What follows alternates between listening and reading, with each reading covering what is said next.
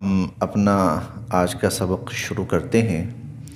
اعوذ باللہ من الشیطان الرجیم، بسم اللہ الرحمن الرحیم۔ محترم حضرات، قابل صد احترام معزز سامعین، اللہ رب العزت نے ہمیں جس سب سے بڑی نعمت سے نوازا ہے، سب سے بڑی نعمت کہ اس سے بڑی نعمت کا تصور ہی کوئی نہیں ہے۔ ہم یوں کہہ سکتے ہیں کہ جس مقصد کے حصول کے لیے اللہ تعالیٰ نے انسان کو پیدا فرمایا، اور پھر انسان جب اس مقصد کو پاتا ہے تو وہ سب سے بڑی نعمت ہے، اور اس سے بڑی نعمت کا تصور ہی نہیں ہے۔ اور اللہ تعالیٰ کی ہر رحمت، فضل، کرم، عنایت، محبت، شفقت، اس کا دار و مدار صرف اور صرف اسی نعمت پر ہے۔ اللہ تعالیٰ کی ہر فضل، کرم، رحمت، شفقت کا دار و مدار صرف اور صرف اسی نعمت پر ہے۔ سب سے بڑی نعمت دنیا میں، اس سے بڑی کوئی نعمت نہ ہے، نہ اس نعمت کا تصور ہو سکتا ہے۔ وہ نعمت ہے ایمان کی نعمت، نعمت ایمان۔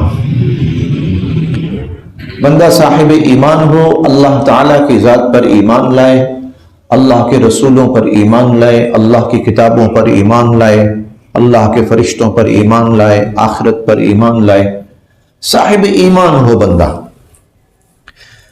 اس سے بڑی کوئی نعمت نہیں ہے۔ ایمان سے بڑی کوئی نعمت نہیں ہے، اس کو سمجھیے۔ اندازہ اس بات سے لگائیے، اللہ تعالیٰ قرآن کریم میں فرماتے ہیں کہ قیامت کے دن جب کفار کو پتہ لگے گا کہ ایمان کی نعمت نہ ہونے کی وجہ سے اور کفر کی وجہ سے ہماری تو آخرت برباد ہو گئی، ہم تو ابد الآباد کے جہنمی بن گئے، اور ہمارے پاس تو خسارے کے سوا کچھ ہے ہی نہیں ہے،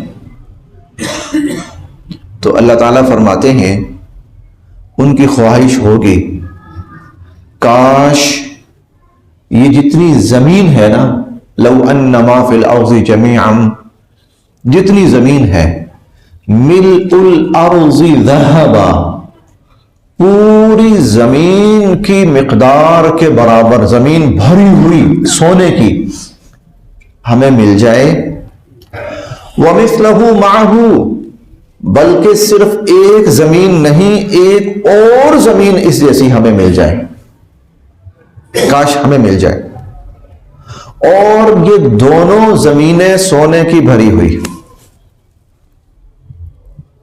ایک لمحے کے لیے رکیں گے، اس کی اماؤنٹ، اس کی ویلیو کا اندازہ لگائیں گے آپ؟ ایک زمین نہیں، دو زمینیں بھری ہوئی، کس چیز کی؟ سونے کی۔ تو یہ آپ مسجد کا ہال دیکھ رہے ہیں، اگر صرف مسجد کا یہ ہال فرش سے لے کر صرف اندر والی جو چھت ہے یہ بھر جائے تو ہماری جو کاؤنٹنگ ہے، ہماری جو قیمت ہے، ہمارا جو اس کا ویلیویٹ کرنا ہے، ختم۔ یہیں پر چند مرلے کے، چند فٹ کے ہال میں ہماری ویلیو ختم ہو گئی۔ ہم اس کی قیمت کا اندازہ نہیں لگا سکتے کہ اس کی قیمت کتنی بنے گی، ارب خرب تو کچھ رہا ہی نہیں۔ اللہ تعالیٰ فرماتے ہیں کہ پوری زمین، صرف ایک نہیں بلکہ دو بھری ہوئی زمینیں، وہ کہیں گے کاش ہمیں مل جائیں، اور ہم یہ دو بھری ہوئی زمینیں اللہ کو دے کر، صدقہ کر کے، فدیہ دے کر کسی طرح جہنم سے اپنی جان چھڑا لیں۔ اللہ تعالیٰ فرماتے ہیں ما تقبل منہم، اگر وہ دینا بھی چاہیں، ہو ان کے پاس اور وہ دینا بھی چاہیں، ابل تو ہوں گے نہیں، ہوں گے نہیں، کسی کے پاس ہے ہی کچھ نہیں، خالی ہاتھ، لیکن اگر ہوں اور وہ دینا چاہیں کہ یا اللہ یہ دو ہم فدیے کے طور پر لیتے ہیں، یہ ہم صدقہ کرتے ہیں، ہم اس کو زکوٰۃ کرتے ہیں، ہدیہ کرتے ہیں کسی طرح کہ اس کے بدلے میں ہماری جان چھوٹ جائے، اللہ فرماتے ہیں میں دو بھری ہوئی زمینیں ان سے قبول نہیں کروں گا اور ان کا ٹھکانہ جہنم ہی ہوگا۔ ان کا ٹھکانہ جہنم ہی ہے، اب نہیں نکل سکتے جہنم سے۔ کیوں؟ تمہارے پاس ایمان نہیں ہے۔ اب اندازہ لگائیے کہ ایمان کتنی بڑی نعمت ہے، ایمان کتنی بڑی نعمت ہے۔ اللہ تعالیٰ قرآن کریم میں خود فرماتے ہیں ان اللہ لا يحب الکافرین، کافروں کو تو میں پسند ہی نہیں کرتا، وہ تو مجھے اچھے لگتا ہی نہیں ہے، مجھے مشرک اچھے لگتے ہی نہیں ہیں، میں تو مشرکوں کو پسند کرتا ہی نہیں ہوں۔ ان اللہ لا يفلح الظالمون لا يفلح الکافرون، یہ بڑا عجیب جملہ ہے۔ کفر میں فلاح نہیں ہے، ظلم میں فلاح نہیں ہے، کفر میں کامیابی نہیں ہے، ظلم میں کامیابی نہیں ہے، اس کا مطلب یہی ہے ظالموں کو ان کے ظلم کے اوپر رہتے ہوئے کامیابی مل جائے یہ نہیں ہو سکتا، کافروں کو ان کے کفر پر رہتے ہوئے کامیابی مل جائے یہ نہیں ہو سکتا۔ اور دوسری طرف ایمان والوں کے ساتھ میرا وعدہ ہے کہ میں ان کو جنت دوں گا، وذالک هو الفوز العظیم، یہ سب سے بڑی کامیابی ہے، وذالک هو الفوز المبین، یہ سب سے بڑی کامیابی ہے۔ غالباً امام راضی کا واقعہ ہے، ان کا آخری وقت قریب تھا، ایسی کیفیت جیسے نزع کا عالم ہوتا ہے، لوگوں نے انہیں کہا کلمہ پڑھی، تلقین شروع کی کلمے کی، کلمہ پڑھے نا، لا الہ الا اللہ کلمہ، تاکہ خاتمہ اگر ہو تو کلمے پہ اور ایمان پہ ہو۔ تو وہ نا یوں اشارہ کر رہے ہیں، نہیں، لوگ بڑے پریشان ہوئے، کلمے سے انکار کیوں کر رہے ہیں؟ ہم کہہ رہے ہیں کلمہ پڑھو کلمہ پڑھو، یہ کلمہ نہیں پڑھ رہے، کلمے سے انکار، خدا نخواستہ کلمے سے انکار ہے تو یہ تو کفر پر موت ہوگی۔ خیر تھوڑی دیر کے بعد کچھ طبیعت سنبھل گئی، ایسا کہ جیسے ابھی وہ آخری وقت نہیں آیا، تھوڑے سے حواس بحال ہو گئے۔ لوگوں نے ان سے پوچھا حضرت ہم آپ کو کلمے کی تلقین کر رہے تھے تو آپ آگے سے انکار کیوں کر رہے تھے کہ میں نے کلمہ نہیں پڑھنا؟ کہنے لگے نہیں نہیں نہیں، میں کلمے سے انکار نہیں کر رہا تھا، دراصل شیطان میرے سامنے آیا اور وہ مجھے کہنے لگا تو بچ کے نکل گیا، تو بچ کے نکل گیا میرے ہاتھ سے، تو میں اسے کہہ رہا تھا نہیں ابھی نہیں بچا، جب تک کلمے پر اور ایمان پر میری روح نہیں نکل جاتی اس وقت تک مجھے تھوڑا سا ڈر ہے کہ کہیں میں محروم نہ ہو جاؤں، ابھی نہیں۔ کہتے میں تمہیں نہیں کہہ رہا تھا، میں تو اس مردود کو کہہ رہا تھا نہیں ابھی نہیں ابھی نہیں، کہیں میں ایسا نہ ہو کہ تیری کسی چال میں آ جاؤں اب بھی اور کوئی ایسا جملہ فقرہ کلمہ کہہ بیٹھوں کہ میں ایمان سے محروم ہو جاؤں۔ اس سے اندازہ لگائیے ایمان کتنی بڑی نعمت ہے۔ حضور علیہ الصلوۃ والسلام فرماتے ہیں من قال لا الہ الا اللہ، جس شخص کا خاتمہ اس کلمے پہ ہوا کہ وہ کہہ رہا ہے لا الہ الا اللہ یعنی ایمان پر، دخل الجنہ، وہ جنت میں داخل ہو گیا۔ وذالک هو الفوز العظیم وذالک هو الفوز المبین، اس سے بڑی نہ کوئی کامیابی ہے، اس سے بڑی نہ کوئی فلاح اور کامرانی ہے۔ تو سب سے بڑی نعمت ایمان ہے۔ انبیاء علیہ السلام دنیا میں آتے تھے نا، وہ کس لیے آتے تھے؟ دو مقاصد کے لیے آتے تھے، یہ دونوں مقصد یاد رکھنے۔ ایک، جو لوگ ایمان پر نہیں ہیں وہ ایمان پہ آ جائیں، وہ اللہ کی وحدانیت کو تسلیم کر لیں، وہ اللہ کی خالقیت، مالکیت، رازقیت سب کو تسلیم کر لیں، اس کی معبودیت کو تسلیم کر لیں، اس کی مسجودیت کو تسلیم کر لیں، اس کے امر کو قبول کر لیں۔ الا لہ الخلق والامر، نا، خلق بھی اسی کا ہے، امر بھی اسی کا ہے، خالق بھی وہ ہے، عامر بھی وہ ہے، اس کو خالق بھی تسلیم کر لیں، اس کو عامر بھی تسلیم کر لیں۔ اور اللہ واحد خالق اور عامر ہے، اللہ کے سوا کوئی خالق اور عامر نہیں ہے۔ انبیاء علیہ السلام اس لیے جو لوگ نہیں آئے اس پر وہ آ جائیں، اور جو اس پر ہیں وہ اس پر پکے ہو جائیں اور جم جائیں۔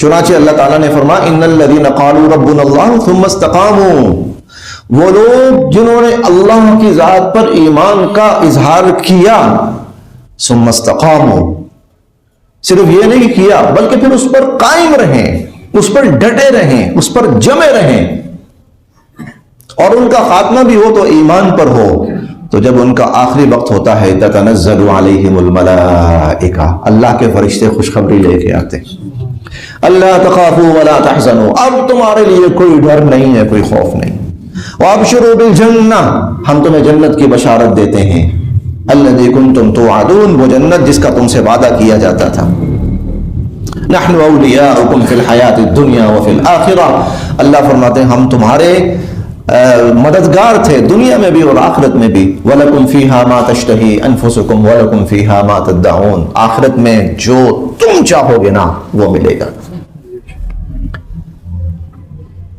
ہمارے استاد مولانا عبد الرحمن اشرفی صاحب رحمۃ اللہ علیہ بڑی معروف شخصیت تھے، بہت صاحب علم انسان تھے، تو وہ ان آیات کی تشریح کرتے ہوئے فرماتے تھے کہ سمجھو کہ جنت میں جنتی کو چھوٹی سی خدائی مل جائے گی، دنیا میں کیا ہے وَمَا تَشَاءُونَ إِلَّا أَن يَشَاءَ اللَّهُ، جو تم چاہو گے وہ نہیں ہوگا بلکہ وہ ہوگا جو اللہ چاہے گا، اور جنت میں کیا ہوگا وَلَكُمْ فِيهَا مَا تَشْتَهِي أَنفُسُكُمْ، وہاں وہ ہوگا جو تم چاہو گے۔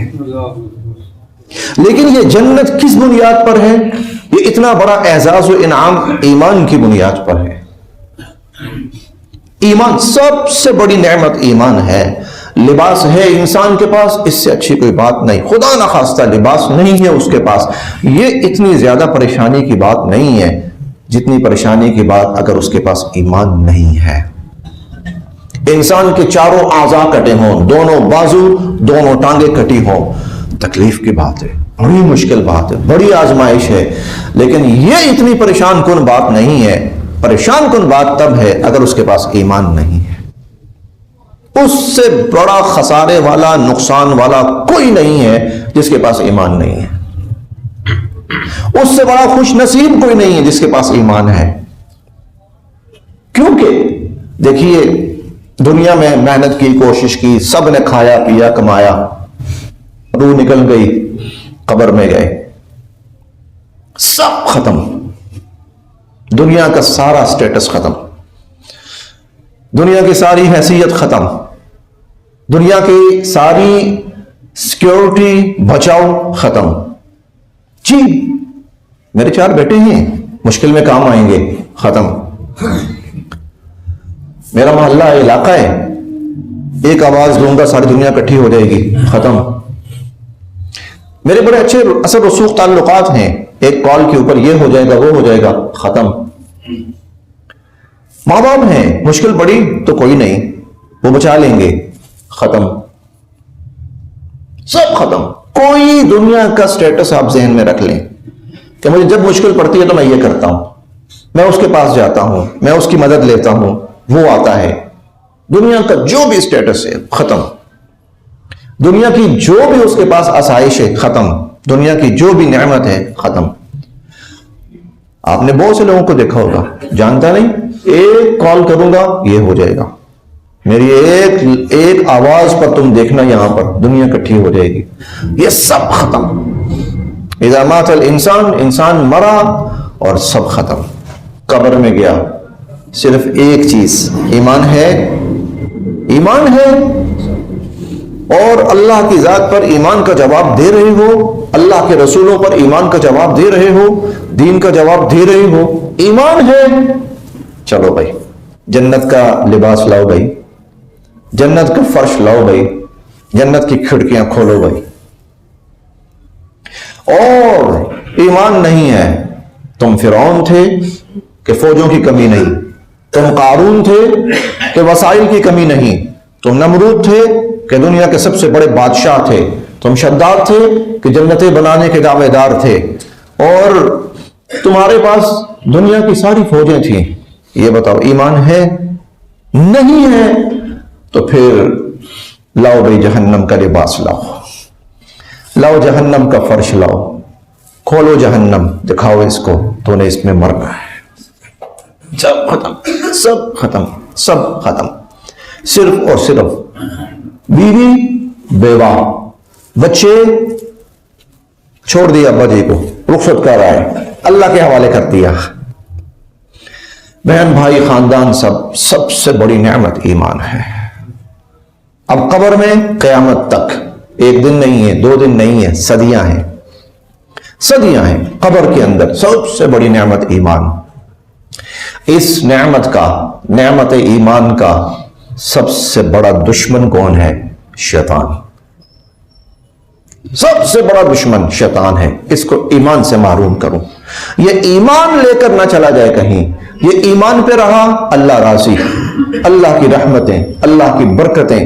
یہ ایمان کی حالت میں دنیا سے چلا گیا، قبر جنت. یہ ایمان کی حالت میں حشر میں چلا گیا، اللہ اس کو حشر کے ہر خوف سے بچا لیں گے. یہ ایمان کی حالت میں دنیا سے چلا گیا، اللہ اس کے نامہ اعمال کے اندر، اس کا نامہ اعمال دائیں ہاتھ میں تھمائیں گے اس کا نامہ اعمال. اور یہ اس وقت ینقلب الی اہلہ مسرورا، خوشی سے چھلانگے مارے گا.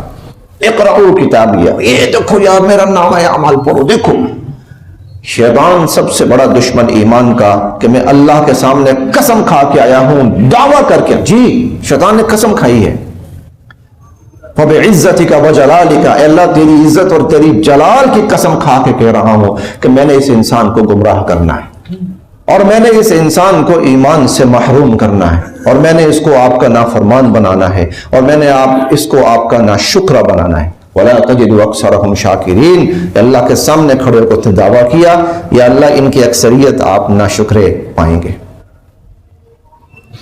سب سے بڑا دشمن شیطان. لیکن وہ بڑا ذہین ہے، وہ بڑا ذہین ہے. وہ ڈائریکٹ انسان کے ایمان پر حملہ نہیں کرتا، وہ ڈائریکٹ انسان کے ایمان پہ حملہ نہیں کرتا کہ تو کفر کر، یہ نہیں کرتا. تو شرک کر، یہ نہیں کرتا. تو خدا کی خدائی کا انکار کر، یہ نہیں کرتا.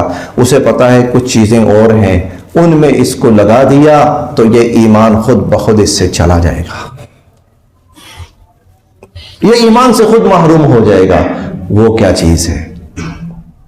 سب سے بڑی وہ چیز شیطان کو پتا ہے، میں نے اس کو اس کام پہ لگا دیا تو پھر مجھے کہنے کی ضرورت نہیں پڑے گی ایمان چھوڑ، یہ خود چھوڑنے کو تیار ہو جائے گا.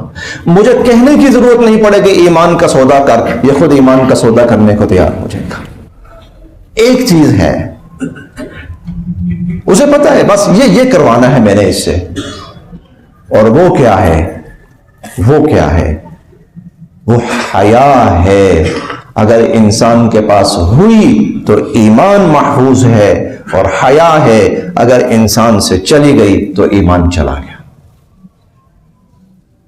حضور علیہ الصلوۃ والسلام فرماتے ہیں، سنیے، آپ نے فرمایا ان الحیاء والایمان قرنا، حیا اور ایمان قرنا جمیعا، یہ دونوں جڑواں چیزیں ہیں. ان الحیاء والایمان، بے شک حیا اور ایمان قرنا جمیعا، دونوں جڑواں چیزیں ہیں. اگلا جملہ فَإِذَا رُفِعَ أَحَدُهُمَا، جب ان میں سے ایک چلی جاتی ہے، رُفِعَ الْآخَر، دوسری خود بخود چلی جاتی ہے. یعنی حیا چلی گئی، ایمان خود بخود چلا گیا. الحیاء شعبۃ من الایمان، حیا ایمان کا انتہائی اہم حصہ ہے. ان الحیاء من الایمان، سنو حیا تو ایمان سے ہے. حیا کا تعلق یعنی ایمان والا ہے تو حیا والا ہوگا، اور حیا والا نہیں ہے تو پھر ایمان والا بھی نہیں ہوگا. ان الحیاء من الایمان، حیا تو ایمان سے ہے. الحیاء، حضور علیہ الصلوۃ والسلام فرماتے ہیں کہ الحیاء، حیا جو ہے یہ نیکی ہے، اور نیکی جنت ہے. حیا ایمان سے ہے. ان الحیاء من الایمان، حیا ایمان سے ہے. والایمان فی الجنہ، اور ایمان جنت میں ہے. والبذاء من الجفاء، اور جو بے حیائی ہے وہ ظلم و زیادتی ہے. والجفاء فی النار، اور ظلم و زیادتی جہنم میں ہے. حیا ایمان، حیا ایمان، حیا ایمان، حیا ایمان. حیا ایمان بچانا ہے تو حیا لازم و ملزوم ہے. حیا چلی گئی، ایمان چلا گیا. اب آئیے وہ پہلا واقعہ. آدم علیہ السلام کو اللہ پاک نے جنت میں رکھا اور شیطان مردود سے کہا کہ اخرج منہا فإنک رجیم، نکل جا جہنم سے، تو مردود ہے۔ وہ بڑی اللہ پاک کے ساتھ پھر اس کی بات چیت بھی ہوئی۔ یہ بڑی عجیب مخلوق ہے شیطان، اس کو معمولی نہ سمجھیے۔ صرف یہ نہ کہیے کہ ہم اعوذ باللہ پڑھیں گے تو یہ بھاگ جائے گا، ہم لا حول ولا قوہ پڑھیں گے تو یہ بھاگ جائے گا۔ یجری من الانسان مجری الدم، یہ انسان کے اندر ایسے دوڑتا ہے جیسے خون انسان کے اندر دوڑتا ہے۔ الذی یوسوس فی صدور الناس، اس کی رسائی انسان کے خون اور انسان کی سوچ دونوں تک ہے۔ اس کی رسائی انسان کے خون اور انسان کی سوچ اور انسان کی فکر اور انسان کا ارادہ دونوں تک ہے۔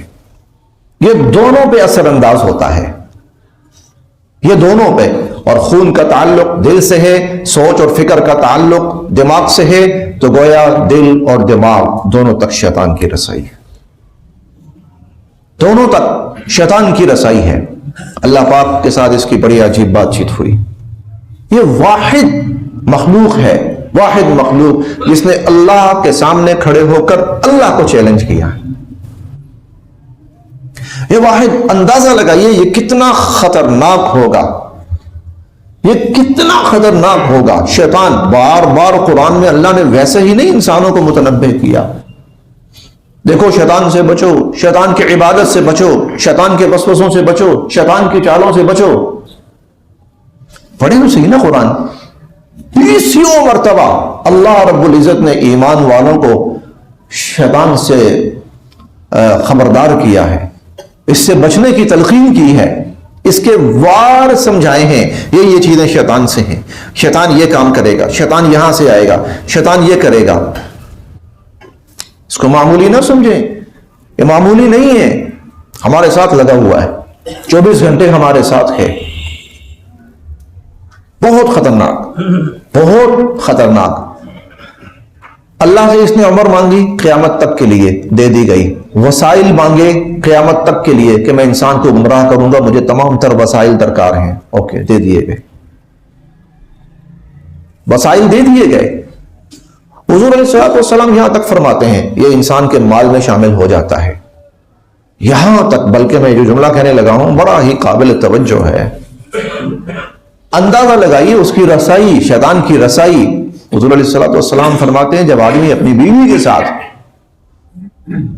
قربت میں ہوتا ہے، تنہائی میں ہوتا ہے، تو اگر اس وقت وہ اپنے حفاظتی حصار نہ لے، اور وہ حفاظتی حصار وہ دعائیں ہیں جو حضور صلی اللہ علیہ وسلم نے سکھائی ہیں، تو آپ نے فرمایا کہ وہ جو عمل اپنی بیوی کے ساتھ کرتا ہے شیطان بھی اس کے ساتھ ان میں شامل ہو جاتا ہے۔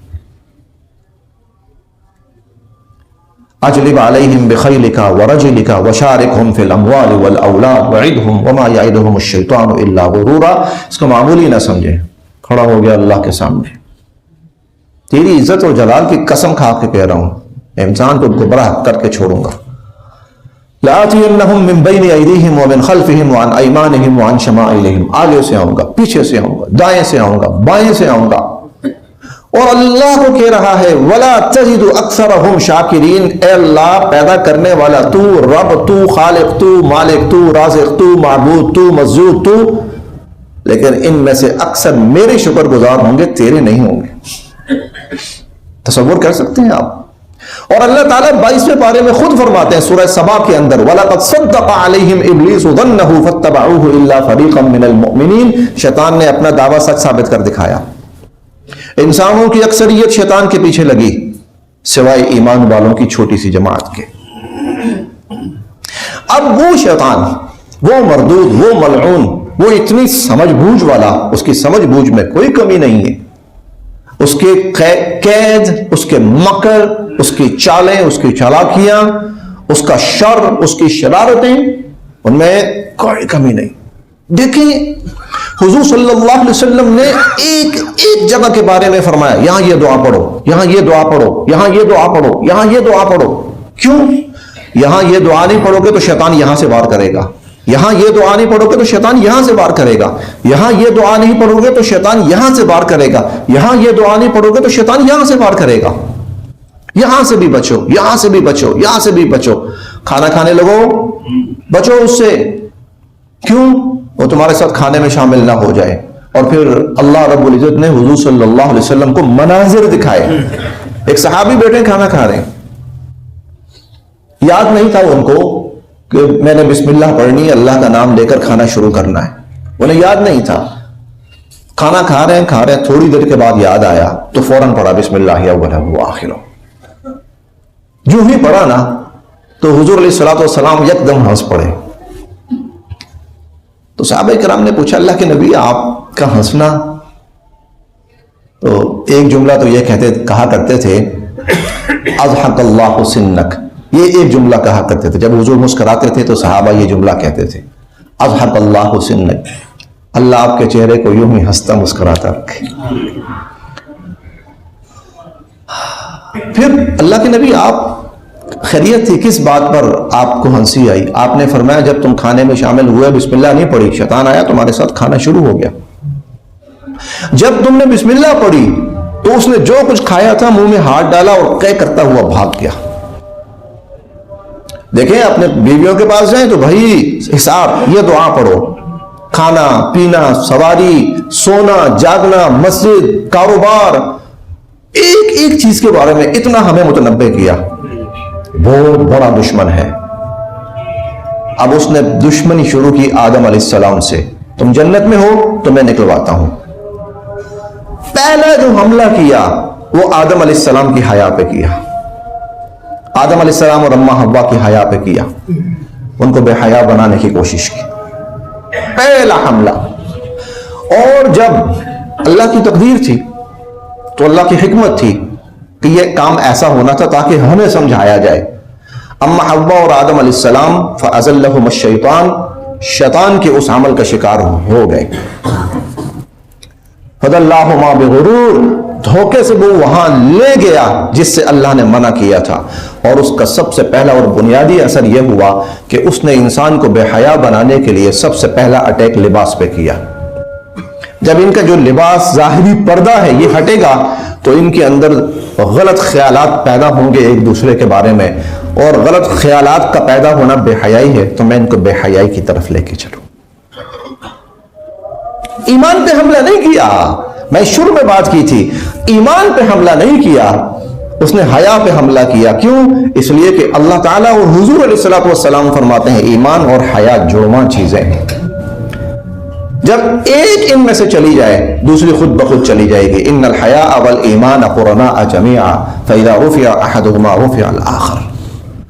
اسی لیے آج شیطان پوری قوت سے پوری دنیا کے اندر خصوصاً امت مسلمہ کے اندر بے حیائی کو عام کرنے کی کوشش کر رہا ہے، لیکن اس کا ہدف اور ٹارگٹ بے حیائی نہیں ہے.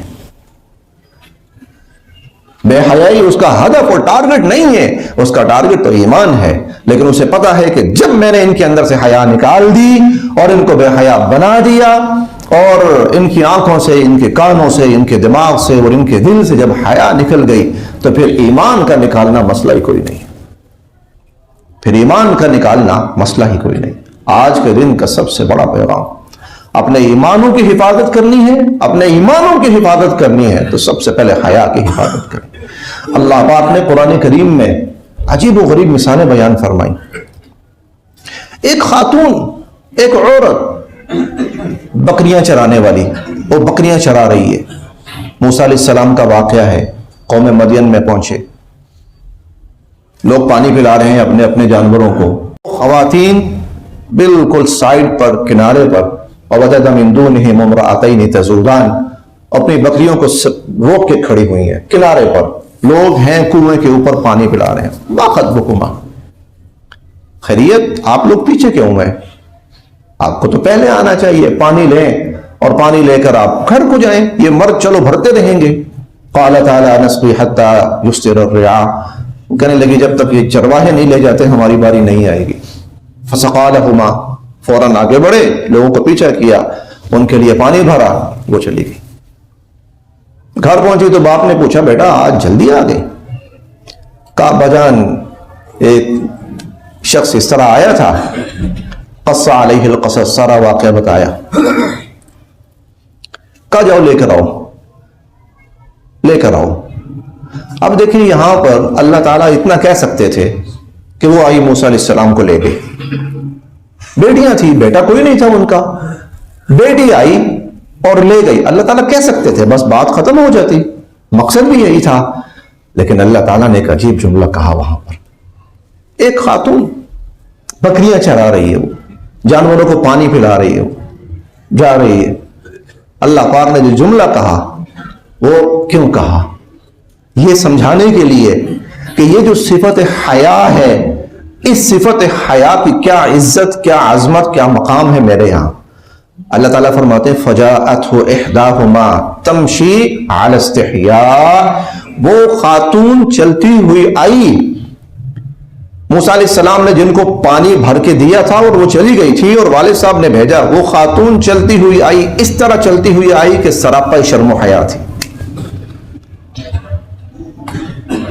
سراپا شرم و حیا تھی۔ فَجَاءَتْهُ إِحْدَاهُمَا تَمْشِي عَلَى اسْتِحْيَاءٍ، اہل علم حضرات نے اس کی شرم و حیا کی بہت ساری تفاصیل بیان فرمائی ہیں۔ ایک تفصیل یہ بیان فرمائی ہے کہ اس کی نظریں نیچے تھیں۔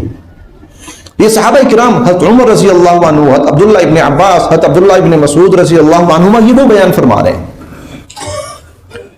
کہ اس کی آنکھیں نیچے جھکی ہوئی تھیں۔ حضرت عبداللہ ابن عباس فرماتے ہیں وہ اس طرح تھی کہ اس نے اپنا پورا وجود ڈھانپا ہوا تھا اور صرف ایک آنکھ کے برابر جگہ اس کی کھلی ہوئی تھی تاکہ راستہ نظر آتا رہے۔ کسی نے کچھ، لیکن کیا تھا؟ اس کے سر کے بالوں سے پاؤں کے ناخنوں تک وہ سراپا شرم و حیا تھی۔ اللہ نے اس خاتون کے وہ چلنے کا انداز اور اس کی وہ کیفیت کیوں بیان کی؟ ارے کہیں بے حیا نہ ہو جانا تھا،